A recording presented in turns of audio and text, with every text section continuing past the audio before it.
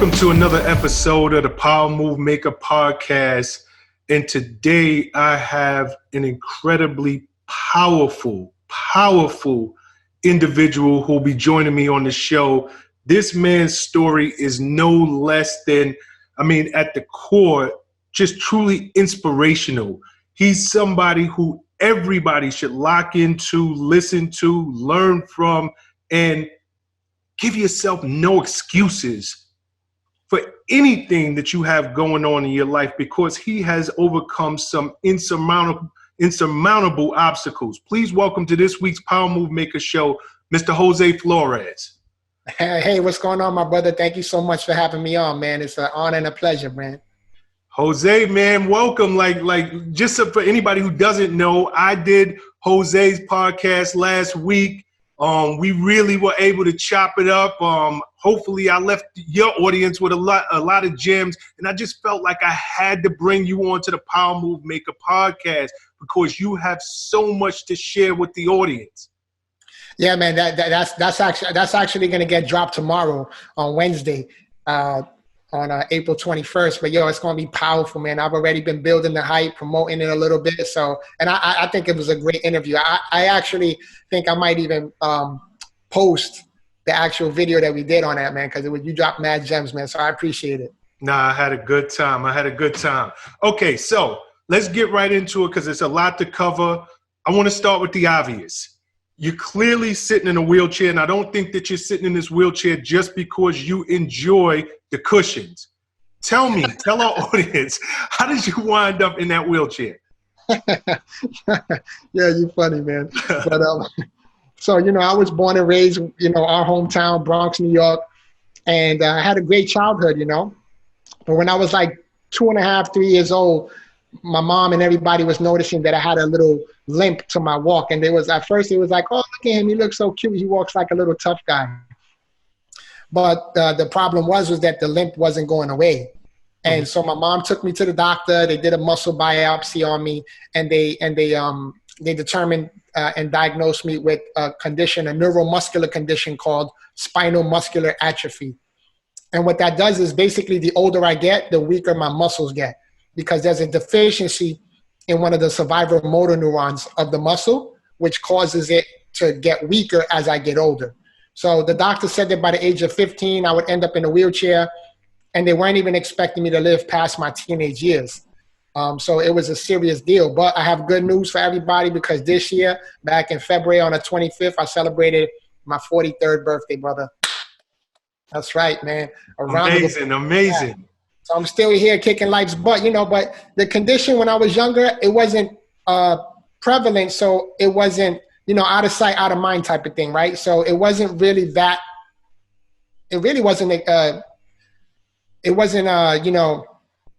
seen at all until I got into like high school. That's when. Can we hold there for 1 second? Was there anybody else in your family who had this disease? Well, they say that this condition is hereditary. However, the only way that you can get the condition is that both parents have to be carriers of the disease. Mm-hmm. And the odds of that happening are, I forgot what the numbers were, but it's considered a rare neuromuscular disease, because the odds of two people getting together that are both carriers are very slim to none. And so my mother and my father were both carriers, and then that's what causes what I have. So nobody in my family has it. I even checked up to my great grandparents that far back, 2 generations back. Actually, I'm sorry, 3 generations back, and nobody in the family had or knew anybody or had any cousins or uncles or aunts or anything that had what I had. So it's like, I guess I was the chosen one. Wow. Okay, talk to me. You at 2 years old, your mom notices you're walking with a limp, right? You're growing up in the boogie down Bronx. What was life like for a kid like you growing up in the Bronx? And I asked this very specifically because at some point you realize I'm on the clock. This thing is going to kick in one way or the other. 15, 18, 19 is going to happen. Yeah. So what is the mindset of a person growing up with a disease that they know inevitably is going to happen? Do you just ball till you fall, or is life very cautious for you? You know, when I was younger, it wasn't a problem. Like I said, I was healthy. I was able to walk and run and ride bike and participate in different things. It wasn't until I got a little older. But, you know how it is in the boogie down, man. You see somebody, they got like a little limp and you're like, oh, look at that dude trying to look like he hard, you know, but that wasn't the case for me. They didn't know that I had a condition inside of me that was causing me to walk like that, you know, involuntarily. Mm-hmm. So, you know, I had a lot of episodes with people that I had to, you know, handle my business. But, you know, for the most part, I had a great childhood, man. I had a great childhood. I used to go to Kips Bay Boys and Girls Club, you know what I mean? And yep, Castle Hill. Yeah, I had, you know, that area. And we had a lot of fun, you know. And again, it wasn't until I finished, because I went to a Catholic school on Castle Hill, Holy Family. And when I graduated 8th grade there, my mom didn't want me going to public school in the Bronx. So we moved to upstate New York. And that's when the condition really started to kick in, when I was like a junior going into my senior year. And that's when things were difficult for me, man. That's when it started to get hard for me to go up and down the stairs, to sit and stand, get dressed on my own, you know, lift my arms above my head, things like that. You know, basic life necessities started to become more difficult for me. And that's when it really started to get challenging for me, because, you know, in high school, that's when you're trying to be the man, you want to be popular, you want to interact with the ladies, and, you know, you want to be the dude on campus, so to speak. And here I am dealing with this condition that's eating away at my body. And I'm trying to learn and figure out how to maneuver with it and navigate it as best I can. You know, I had my days when I would, you know, be at home, bawling out, crying, you know, hating God, hating the world. Why me? Why is this happening to me? Why do I have to live like this? I was never given a proper chance at life. And I went many years living down, you know, going down that path. And, you know, then later on in life, learning that was obviously not productive for me. It wasn't leading anywhere positive for me. And I really just had to, you know, change my mindset, man. That's why, you know, I'm the mindset disruptor now, because my whole life I've been learning how to adapt and adjust, man. So there's no environment you can put me in that I won't learn how to adapt and adjust with. Yeah, that's beautiful. That's beautiful. So you're saying you're in high school. You're doing what most high schoolers do. You're talking to girls. You're trying to be the man on campus. What's the first symptoms?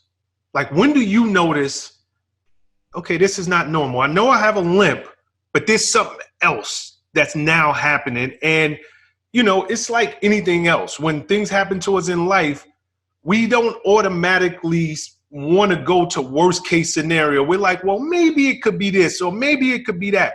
What was the first things that happened to you? And then when did you realize, like, oh, damn, no, this disease is kicking in?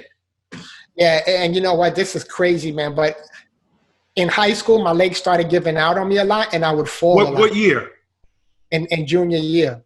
So this is around 11th grade. 1993, 11th grade.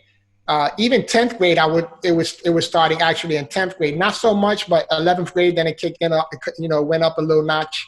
But I would literally be walking in the hall from one class to another. My leg give out, I fall on the floor, people laughing at me, you know, like, ah, ha, ha, ha. But then you had those, and that's one of the things I'm grateful for. I'm blessed, man, that I always carried myself in such a way that, you know, you're going to have those people that are making fun of you, that are trying to bully you, that are trying to, you know, point at you, laugh at you, whatever. But then I always carried myself in such a respectable way that I had a good group of friends that really looked out for me, that wouldn't let none of that bullying stuff happen. I wouldn't let it happen, but they would definitely not let it happen, you know. And that was a blessing for me to be able to be with those type of people and have them in my circle that would really have my back.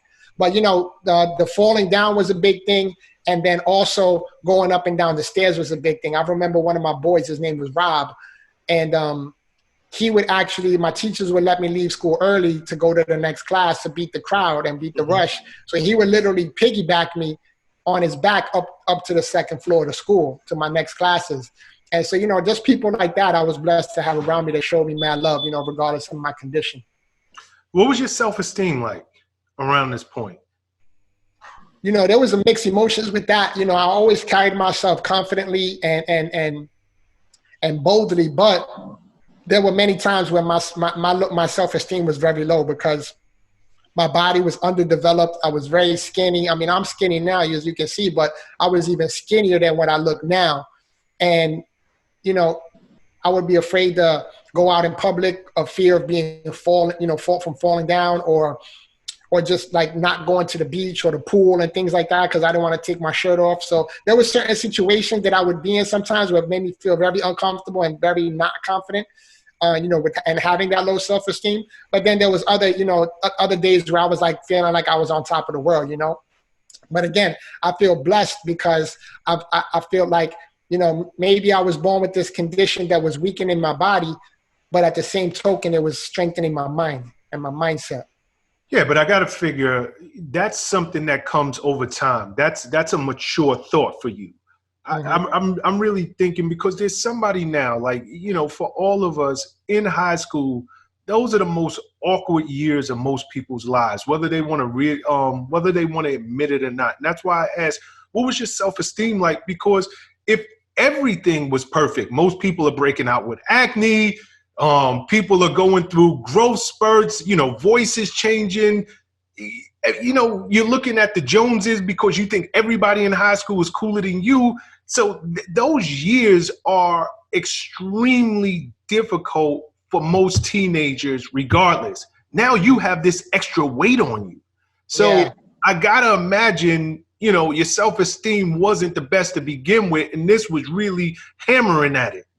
Yeah, it was. And, you know, one of the ways, you know, that a couple of ways I used to try to mask it was, I remember one time when I lived in the Boogie Down, one of the OGs on the block was like, yo, dude, as long as your haircut is fresh and you got a fresh pair of sneakers, you're going to be good wherever you go.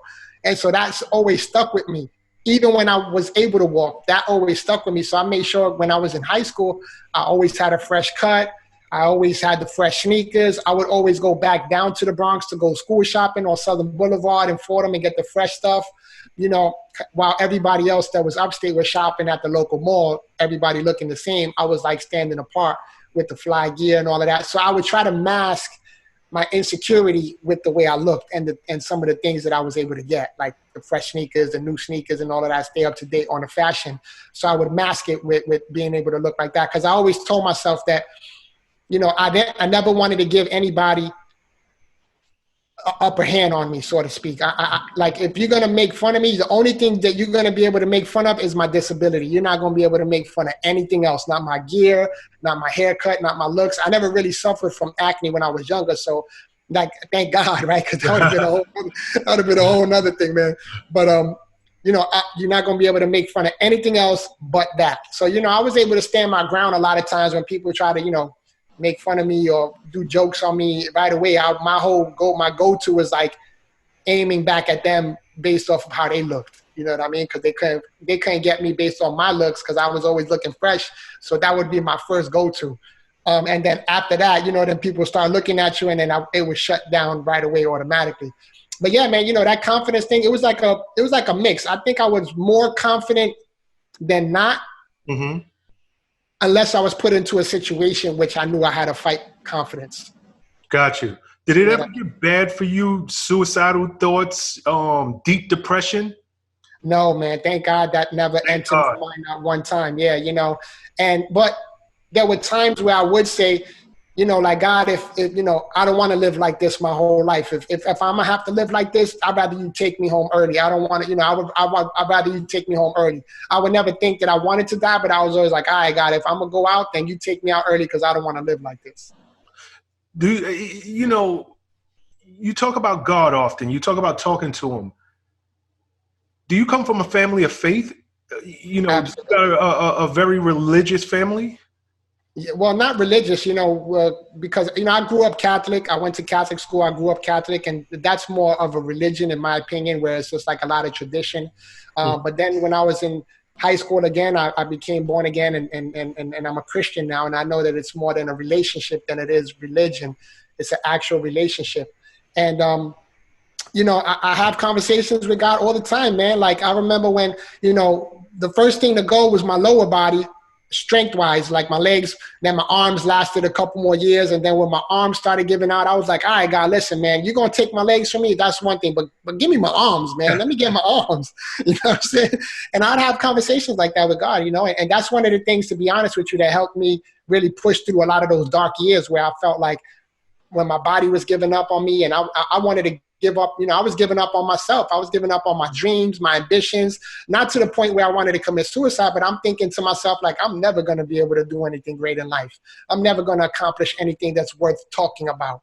You know what I mean? And so my relationship with God and just understanding, you know, who I am and who I am in him and just that whole, you know, Christian learning was really what helped me get through a lot of these dark times. Prayer, you know what I mean, was my family was always praying for me. And then I learned how to pray. And so that definitely was a big part of my upbringing and me getting through a lot of the times where I was like, man, I'm just going to live and die in this wheelchair. I'm not going to get out of the house. Nobody's going to want to vibe with me.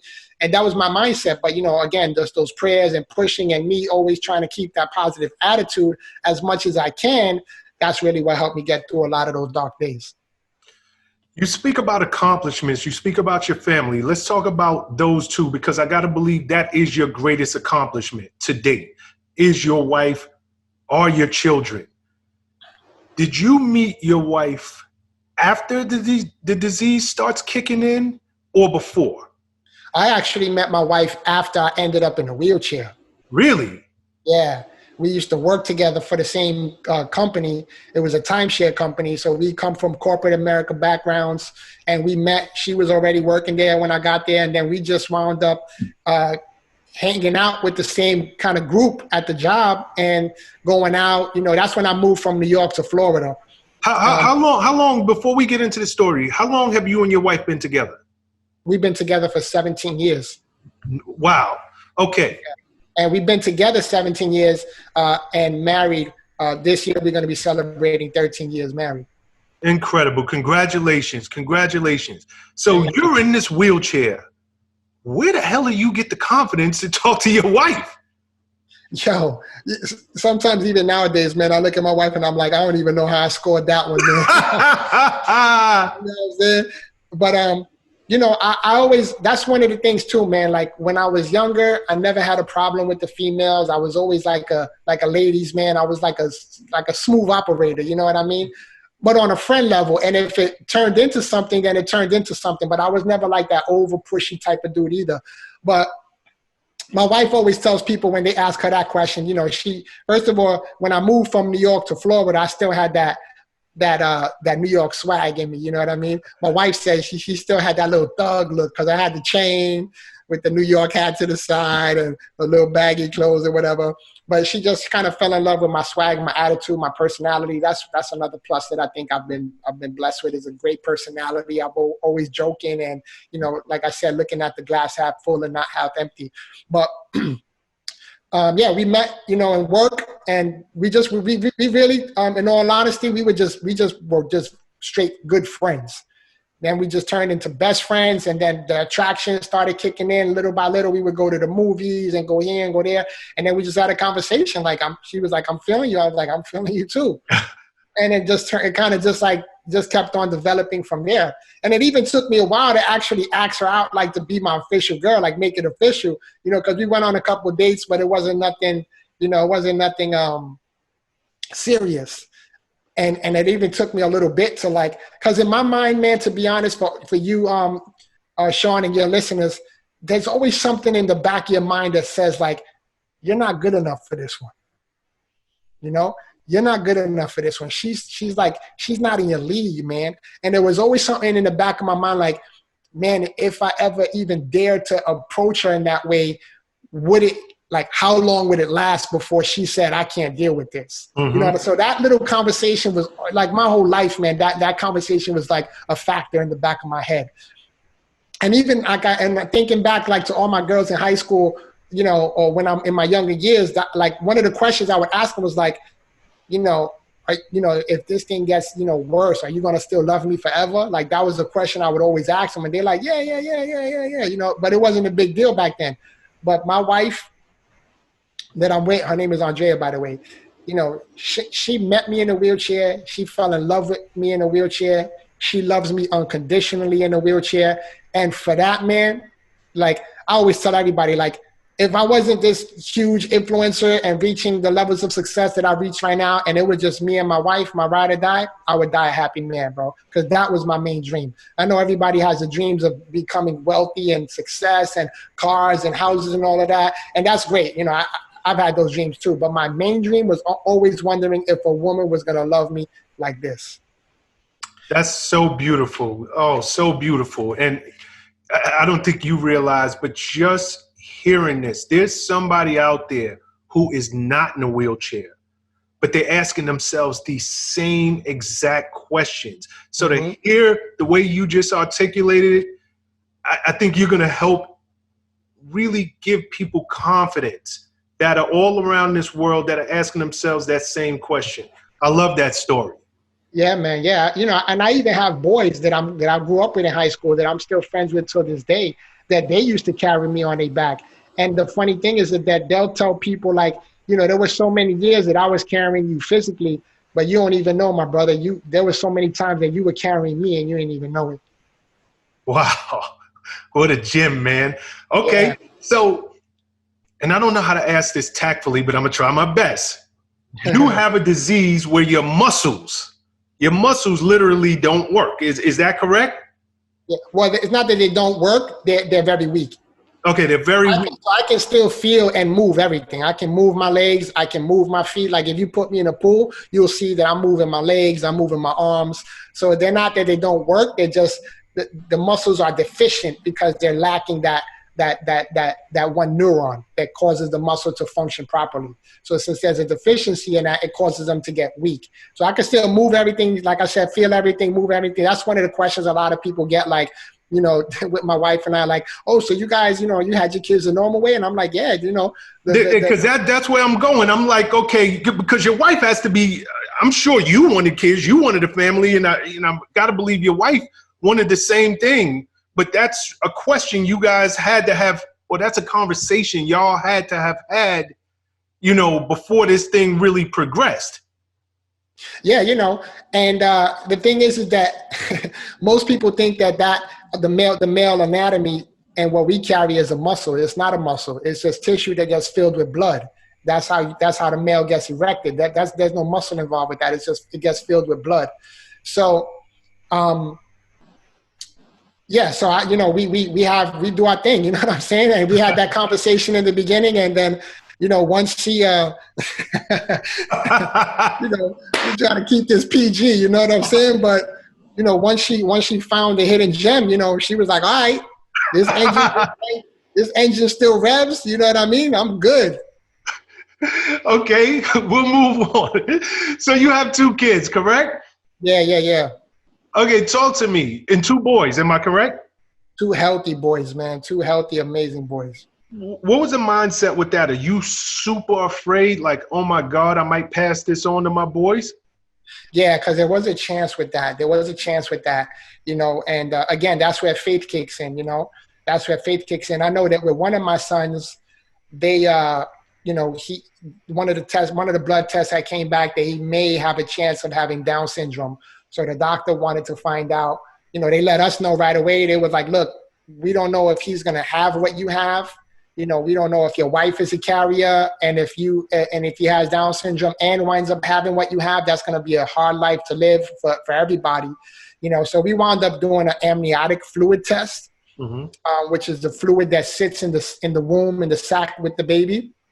So they took a little bit of that fluid out, and with that fluid, man, they can tell the eyes, the color of the eyes, the color of the hair, they can tell the DNA and the genetics that's in that amniotic fluid can really reveal a lot of things to them. So we wound up doing a test, and thank God he came back healthy, not a carrier and no Down syndrome. So like I said, 2 healthy boys, man. And God knew what he was doing, because they used, he gave me those 2 boys to help, not only help me, but help my wife as well with the lifting. Cause I got to get lifted every day in and out of the wheelchair, in and out of the bathroom. because I still release my bowels like a normal person does. I don't have like a bag or anything. So if I got to sit on the toilet, I need help. They got to lift me, sit me on the toilet, put me back in the chair. So, I just thank God he gave me two boys. And I mean, I would have been grateful if he gave me two girls too. But my point is that he knew what he was doing, because with two boys, he knew that we were going to need that extra help with all the lifting that had to be done. That's an incredible perspective. And you're so right. You're so right. Let me ask you have two boys. What type of father are you? I'm an amazing father, bro. I would like to think that I'm an amazing father, because like I didn't say it to your audience, but I said it to you when we spoke offline.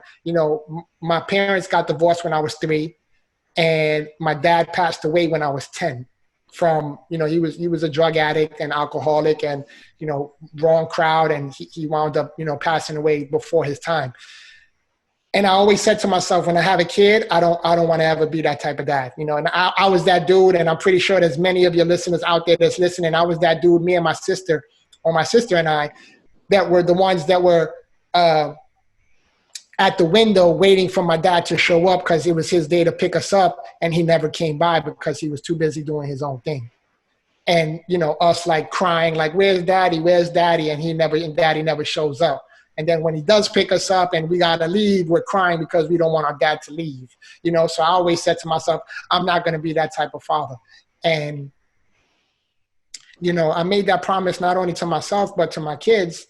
And I've been there since day one, man, in the wheelchair, every game, every Taekwondo tournament, supporting them 100%, every school award, anything that had to do with a school function, me and my wife always been there every single time. And if I wasn't able to, my wife was there. If my wife wasn't able to, I was there. One of us was always there. But most of the time, it was both of us there together.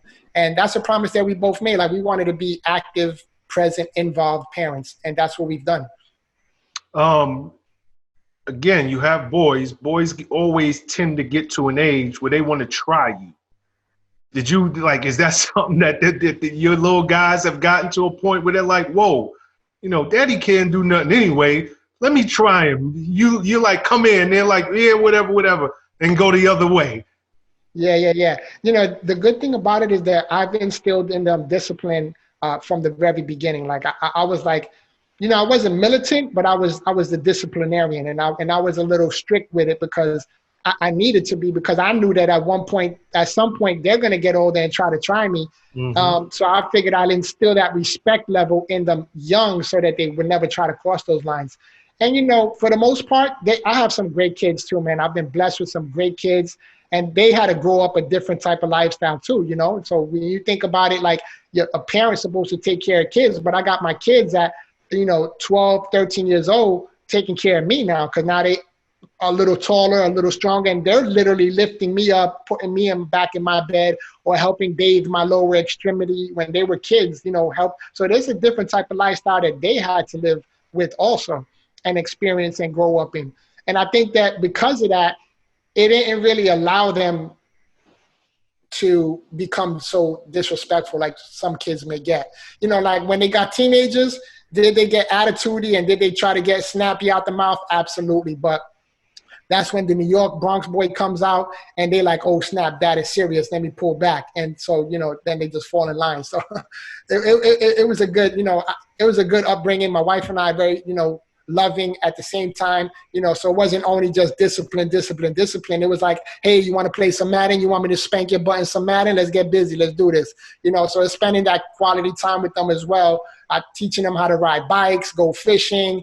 That sounds crazy, right? Because we don't fish in the Bronx, but but when I moved to Florida, take them fishing and stuff like that. So, just trying to give them the lifestyle that I never had growing up, you know what I mean? In terms of the quality of life that I didn't have that I wanted to give to them. So before you became this incredible public speaker, your story, your words, you have touched hundreds of thousands of people and you continue to grow your audience, grow your influence. You had to earn a living. I know you and your wife worked in corporate America prior to you setting out on this public speaking endeavor of yours. What was that like? Because I gotta believe there were limited options for someone who's sitting in a wheelchair. So do you just take the only job that you can actually do? Or was there a thought process like, no, I want to do whatever, and I'm going to study hard, and I'm going to, because no matter how hard you study, there's just some jobs you're not able to do, right?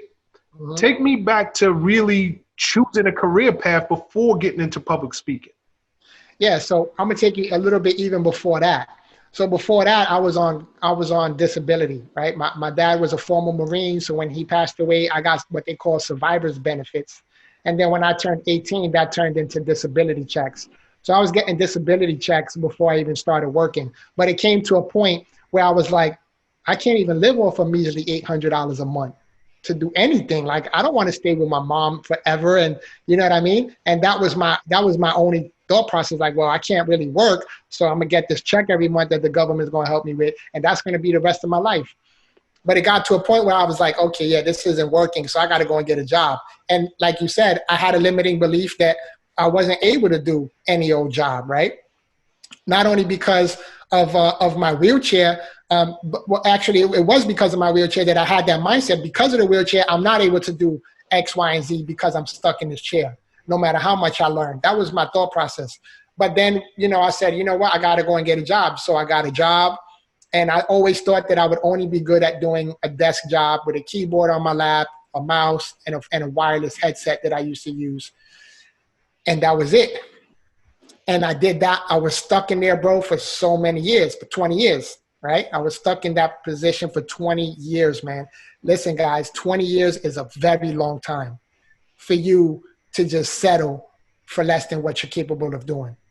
And for 20 years, I just settled, man. For 20 years, I just settled. This is what I'm good at doing. And I became very good at that. I became very good in corporate America. I worked sales. I worked customer service. I worked retention. I moved up to supervisor, moved up to manager. But I always knew that there was something inside of me that wanted more than just that out of life. And it took me 20 years to figure that out. And wow.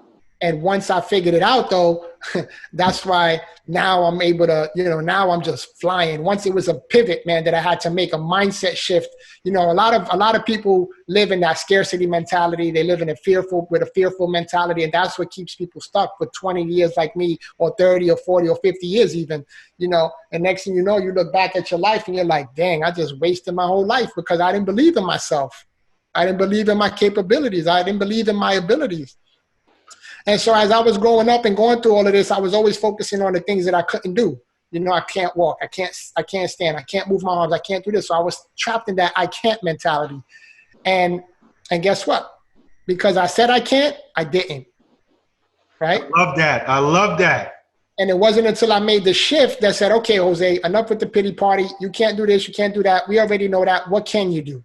I said, well, I still have a sound mind and I still have a voice that I can use. So let me figure out how I can use that and maximize that to make a difference. And that's when my whole life changed, bro. That's when I got into it. You talk about a mindset shift. Was there one thing that happened, or is this gradual over time?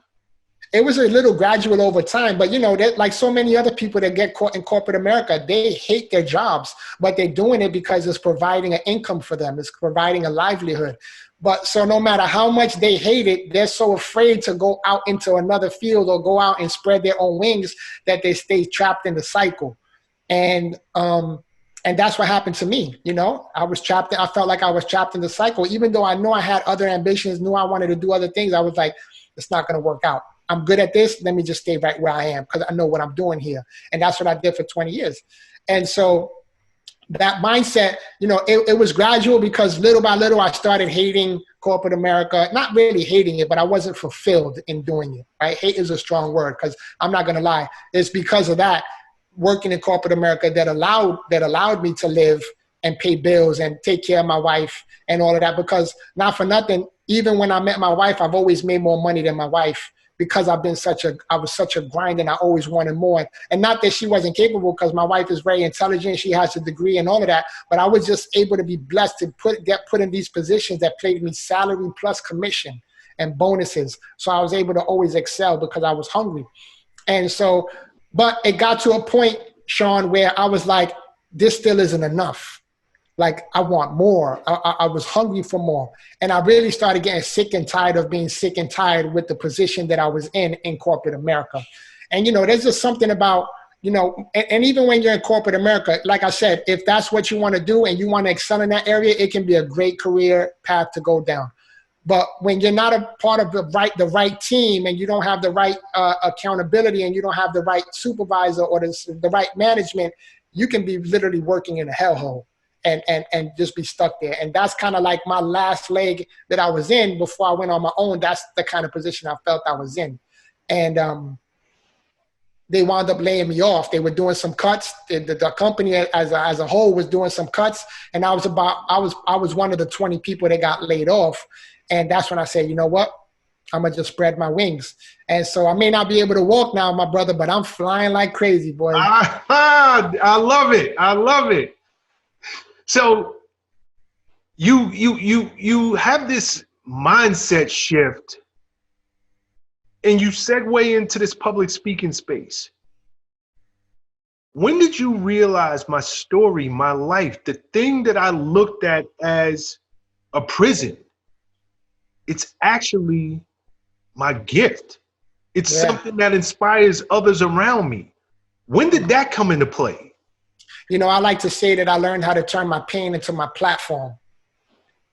Because every single day I get into my wheelchair, it's like I'm taking the stage. Because everywhere I go, when I leave my house, it's like all eyes are on me. They're looking at me, they're staring at me, because I don't look like a sick individual. Mm-hmm. So they're automatically thinking like, man, did you get into an accident? Were you in the military? When I first, coming from New York, and everybody knew I was from New York, I used to tell people I got shot, because then it would be like, question, answer, done deal, no more storyline. And I didn't want to have to explain to people what was going on. So I would just say, yeah, I got shot, wrong place, wrong time. And then it was end the conversation. But then as I started getting comfortable and really understanding and noticing that people really were intrigued and interested in hearing my story, I said, well, let me start giving them the real story. And I started telling them what was happening. And then that would pique them to ask more questions, be more curious, get more personal. And in the beginning, it was a little uncomfortable for me, like those personal questions. But as I grew and learning and watching people's reactions, like I'm an open book now, man. I remember one time I was speaking at a school, and one of the kids were asking me, well, how do you pee? And I told them, I said, I pee just like everybody else, but I just got to use a cup. I go in the cup, then I dump it, clean it out, and then I keep them moving. And they was like, well, what if you got to go number 2? Do you go number 2 in the cup too? I was like, no, that's a whole different process. I need help to go do number 2, But, there was points in my life where, those are, and then, the sexual questions, people always, wondering, hey, does his stuff work? Can he still have sex? I knew that people had those questions, so I made it comfortable for them to be able to be open enough to ask those questions, because that's really what people want to know at the end of the day, Shawn. They don't want to hear my story. They want to know, can you have sex, and how do you use the bathroom? How do you get in and out of the bed? How do you get in the car? How do you fly in a plane? They want to know like that stuff that they don't see on a normal basis, And I'm okay with giving them the information, because I know that people are curious and they're interested. And then with that, I share the story, and that's what just makes the story that much more powerful, because now they can actually see, yeah, well, he came from a hole, but he climbed out, and now he's shining and he's doing his thing, and he's not letting anything stop me. And like my shirt says, I won't stop until I win. And so that's the type of message that I want to portray to everyone I come in contact with, that we're all going to go through a struggle. We're all going to go through life, right? No one's not going to be exempt from going through life, and it's going to have its hills and valleys. But what's the mindset that you're going to carry while you're going through the hill, right? What's going to happen? What's the mindset you're going to carry when you're in the valley? What's going to be the mindset that you're going to have when you're on the top of the mountain, right? That's what's going to determine our futures, is how we handle what we're given in life. Like some people look at me and be like, man, I feel sorry for you, brother. You were dealt a bad hand. But that's just their perspective. That's just their perception. I'm like, so in your eyes, it's a bad hand. For me, I'm like, this is the greatest thing that could have ever happened to me. Because, and I tell people all the time, they'll say something like, well, if you can ever, do you ever wish you could walk again? Or do you ever want to walk again? And I'm like, well, obviously, yeah, if I could ever walk again, I would love to be able to walk again. But I always tell them, if I had to do it all over again, being able now, they always say, hindsight is 20/20, right? So being able to look back and see everything that I've accomplished and everything that I've gone through and all the lives that I've touched, I always tell people that if I had to do it over again, I'll do it over again 1,000,000 times without changing anything. Because me being in the wheelchair and me being born with this condition and me having to go through all the struggles that I went through and me having to go through all the low self-esteem moments and the high self-esteem moments, it's built me to become the man that I am today. It built my character, it built my personality, it built the endurance in me and the perseverance in me that allows me to open my mouth and say, when I'm having my bad days, you got to keep going, Jose, because I won't stop until I win. I got to keep going. I got to keep going. I got to keep going. And that's what pushes me through when I'm on dark moments, is that I won't stop until I win mentality. And are you going to get some wins in life? Absolutely. Are you going to get some losses? Absolutely. But you got to have that mindset that says, no matter what, I won't stop until I win. No matter what, I won't stop until I win. And I've been able to develop that in my own personal life. And that's why I'm starting to see some good wins in my life now.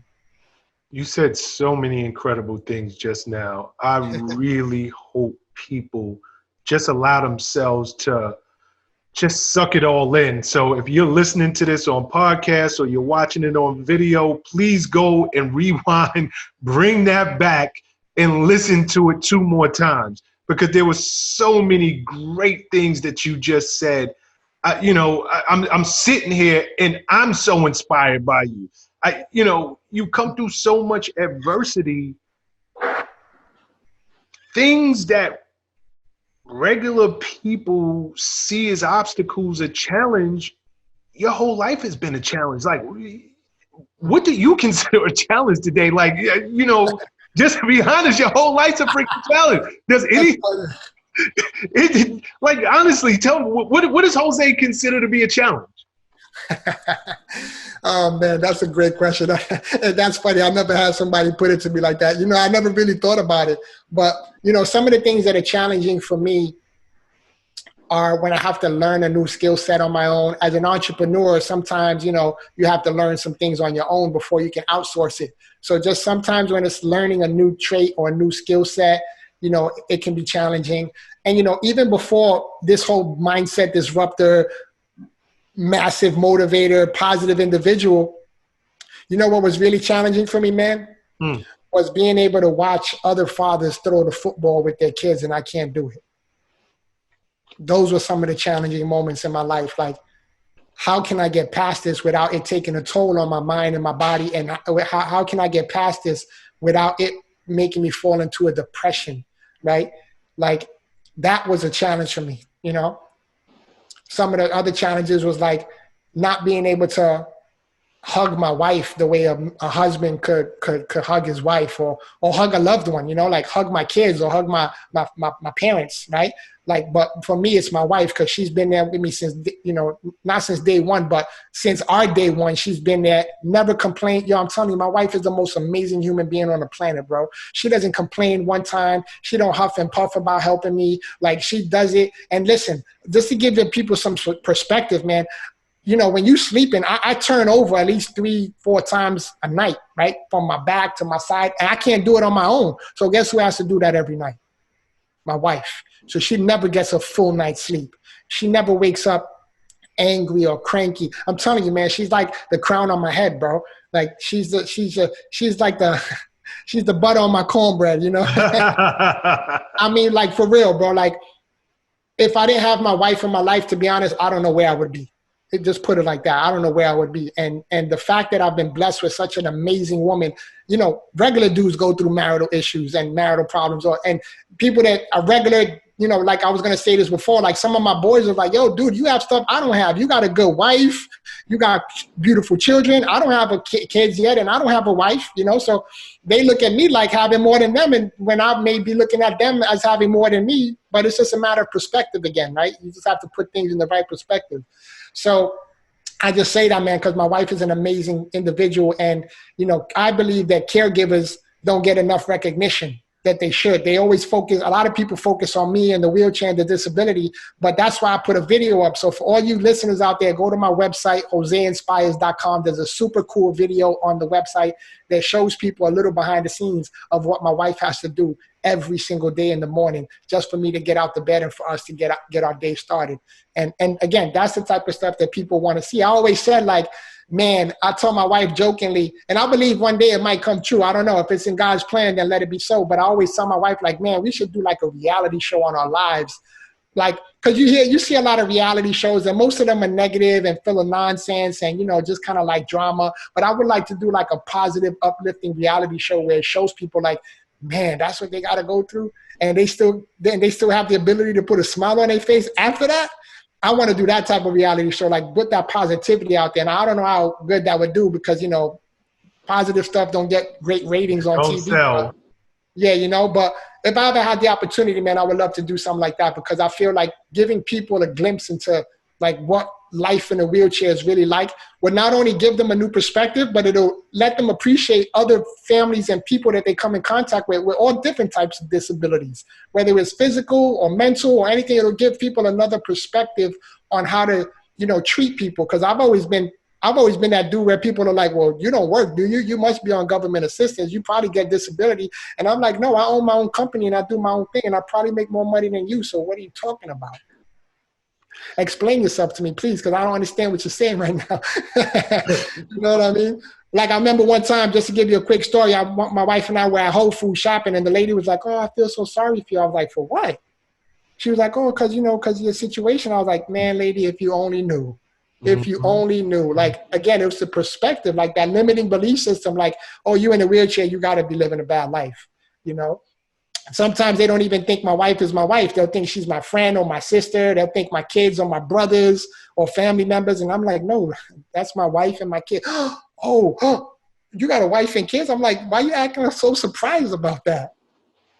But, you know, everything is about perspective, man. And, you know, just hearing your story, it puts so much of everybody's life into perspective. And, you know, I want to shout out your wife, Andrea.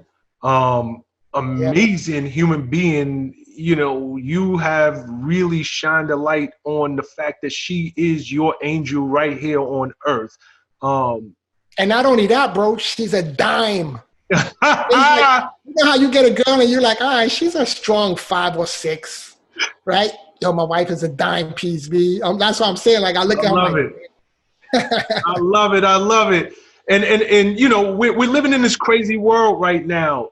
And I don't think that prior to COVID, people gave enough credit to the caregivers. So while you're speaking about your wife, just in a broader context, you know, she's your caregiver. And there's so many caregivers who are just so selfless in their day-to-day in the way that they give back. And I'm so happy that, you know, if there's anything good that comes out of this period, this crazy period in world history, not just American history, but world history. Yeah. I hope people really understand and give thanks to the people who give so selflessly of themselves. Absolutely. So I love the fact that you spoke, you know, so highly of your wife. I look forward to meeting her one day. I want to switch topics for 1 second because vicariously, you're a mentor to so many people. People look at you and they hear your words and they're like, if he could do it, I can do it. But you have an amazing mentor out there that I would be remiss if I didn't mention in this call, the legendary Les Brown. Like, how did that come into play? Yeah, man, that whole story is incredible, bro. And it's a long story, but to kind of just condense it for the sake of time. And if you guys want it, I wrote extensively about that in my book. But yeah, man, Les Brown was a mentor of mine before I even met him. I watched all his videos, followed his social media, studied the man intensively. And from his humor to his voice tone, to his tonality, to his vocabulary, like I really studied the man. And And him, and along with a bunch of other, you know, speakers and influencers that are out there, but his story resonated with me the most. And so one day, you know, I live in Florida. I live in the Fort Lauderdale area. He was coming down. I saw it on social media that he was doing an event, and it was going to be it was a free event.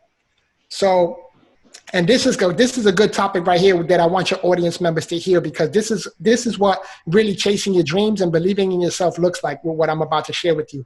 So my wife and I both work in corporate America. He was coming down to do a conference, and it was going to be free, and it was in December. Now, for those of you that work for someone else, you know that you're given what's called PTO, right? Paid time off, or vacation time. So most of the time, by the end of the year, most people are already out of vacation time because they've already used it. You know, you get it in January, you got to use it by December. So in December, we didn't have any more vacation time, my wife and I, but we wanted to go see our mentor. So we had to take a day off unpaid, because we didn't have any more vacation time. So we took the day off to go see him, and we took it unpaid. But man, let me tell you something, guys. There's such a power in showing up for life and showing up for yourself that is unexplainable, and you don't even know that something is happening until it happens, and you look back and you're like, oh snap, how did this happen? And it's happening, and it only happens when you show up for life. You got to show up for life. So we took the day off, and I went with the intent to meet him in person. Long story short, I didn't get to meet him that day, but I met the host of that event, who we started conversating. I told him I was a speaker. He wound up introducing me to the CEO of the company that was putting on this seminar. And the CEO told me, check this out, Shawn. He said, hey, I heard you're an up and coming speaker. I said, yes, I am. And he said, well, you know, we're on tour right now, and Les Brown is our main speaker. We're on tour. We're doing I think it was a 30-city tour. He was like, our next stop is next week in West Palm Beach, Florida. We're going to be speaking at the West Palm Beach Convention Center. And I said, oh, wow, that's awesome. He was like, are you able to make it? I was like, I don't know. Why? And he was like, well, if you can make it, I'll give you 10 minutes to show me what you got. And I was like, whoa, are you kidding me? I was like, yo, I'll be there. So now, mind you, my wife and I got to take another day off unpaid the following week. So now that's 2 days off, really 4 days off, because it's 2 days for me, 2 days for my wife, 4 days off unpaid in the same pay period. So you talk about a chunk of that money being gone off of your check when you get that check in, plus my son's birthday, my youngest son's birthday is December 27th, plus his Christmas time. And this was on December the 15th of 2015. I never forget it because it's a day that changed my life.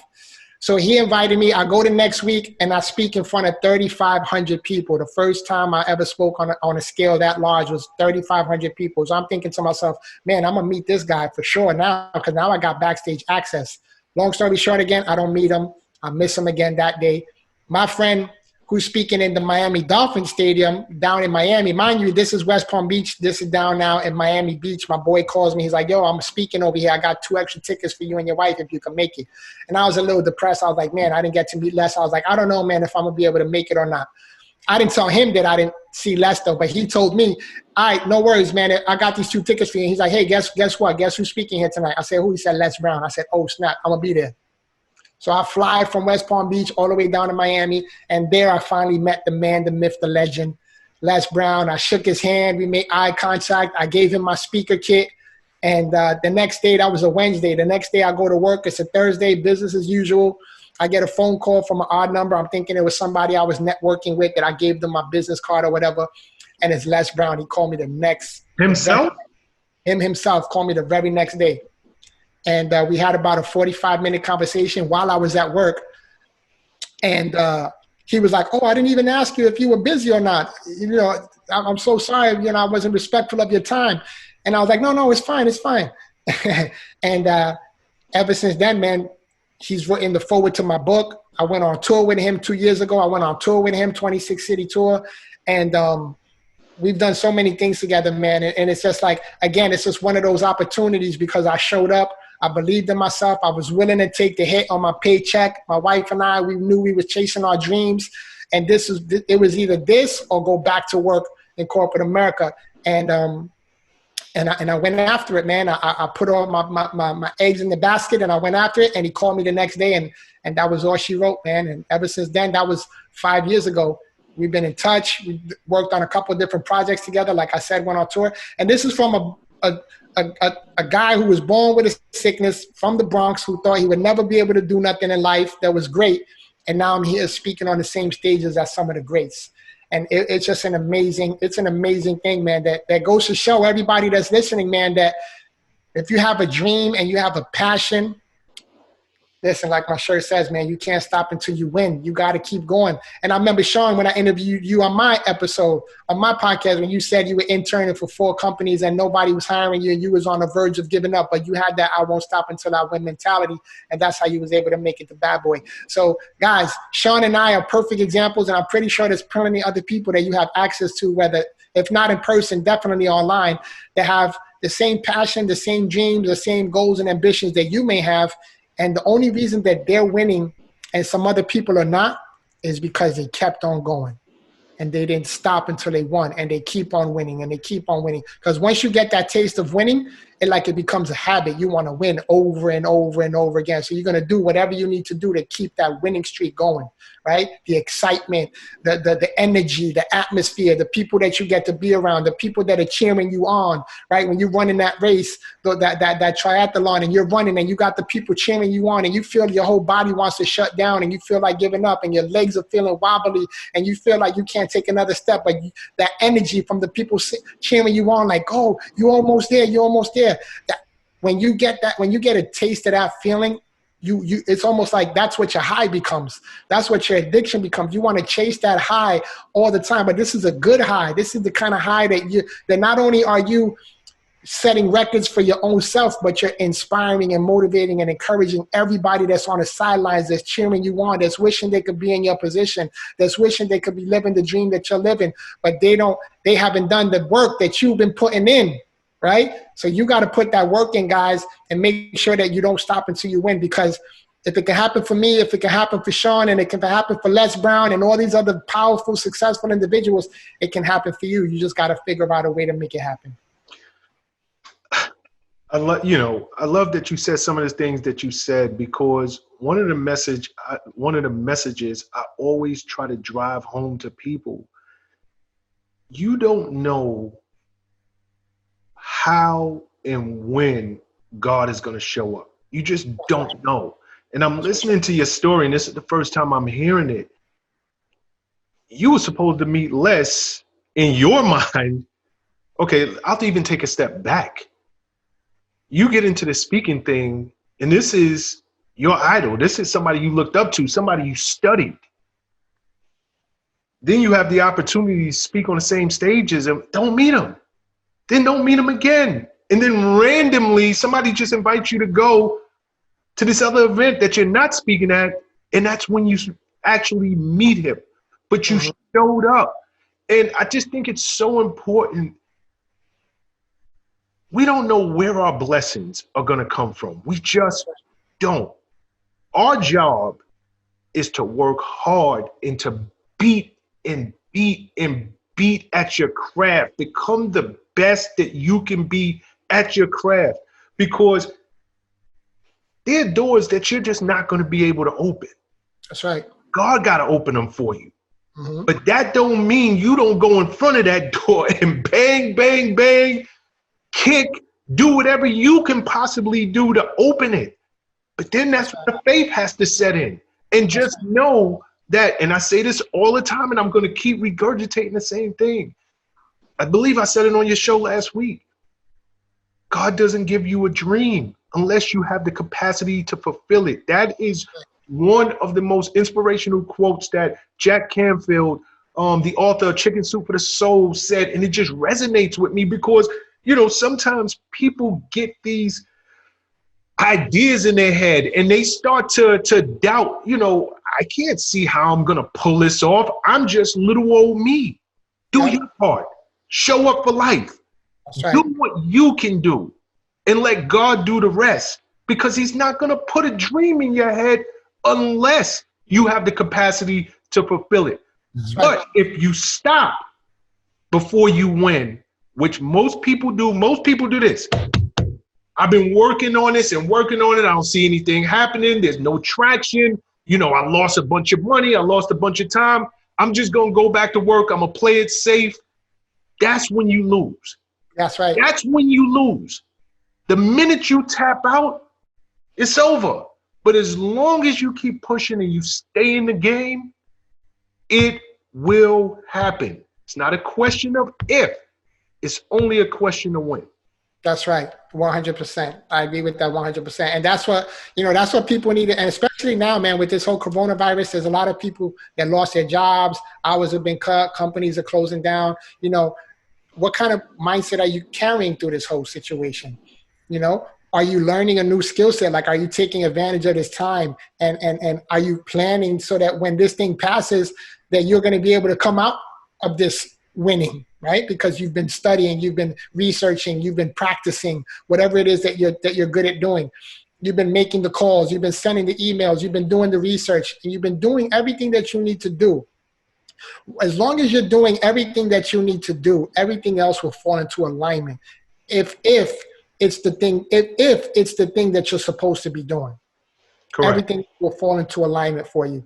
And it's like Shawn said, it's not a matter of if, but a matter of when.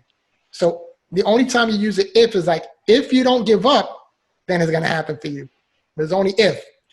But it can happen if you don't give up. If anybody wanted to buy your book, where can they find it? Yeah, they can go to joseinspires.com. They can get any information if they want to book me for a speaking engagement or they want to bring me into their corporation, because I do corporate consulting as well, being that I have a 20-year corporate America background. So if they want to bring me in or buy the book at joseinspires.com. And if they wanted to follow me on social media, it's at joseinspires also. Great. Thank you so much for your time, Jose. You dropped so many gems, so many pearls of wisdom. I'm going to go back and listen to this interview again myself because you just got me pumped. This is exactly what I needed. And, I thank God you being a vessel to provide it to me. So I'm sure there's so many people in my audience that are going to feel the exact same way as I do. My audience is typically entrepreneurs or people who are, hoping or seeking to be entrepreneurs. If you can leave those people with one bit of advice, what would it be? Don't stop until you win. Don't stop until you win. Simple as that. Don't stop until you win. And the actual title of my book is called Don't Let Your Struggle Become Your Standard. Right? It goes hand in hand. We're all going to struggle, but as long as you don't let it become your standard, and as long as you don't stop until you win, you will become successful in life. Your dreams will come true. And a matter of fact, what I want to do too, Shawn, before we wrap up the interview, I want to do something special for you and for your audience. If there's anybody that's listening out there, I want you to email me at joseinspires@gmail.com. joseinspires@gmail.com. And I'm going to have my team send you a special promo code or coupon code for you to go on my website and download the digital MP3 of a motivational CD that I have that's called The Power of Showing Up. Because if you're not afraid to show up for yourself and you're not afraid to show up for life, powerful things will happen when you show up. The same way it happened for me when I just showed up at this free event, and then showed up the next week, and then showed up at my boys' event, and then as long as you keep showing up, God is going to show out. I promise you. That's one guarantee that I'll leave you with. As long as you keep showing up, God will show out in your life. You just got to be faithful and you got to believe in yourself. But email me, joseinspires@gmail.com. I'm going to give you a free gift of my motivational CD on the power of showing up for everybody that's tuning in and wants that copy of that motivational CD. Jose, you are a true inspiration, but more important, you are a power move maker. Thanks so much for your time. Continued blessings and continued success. Amen, my brother. Likewise. Till next time, guys. See you then. What's up, guys? Thanks for sticking with me to the end of the video. Truly appreciate you. If you like anything you heard here today, go ahead and hit that subscribe button. And if you know anybody that can benefit from this message, feel free to share. Peace and love.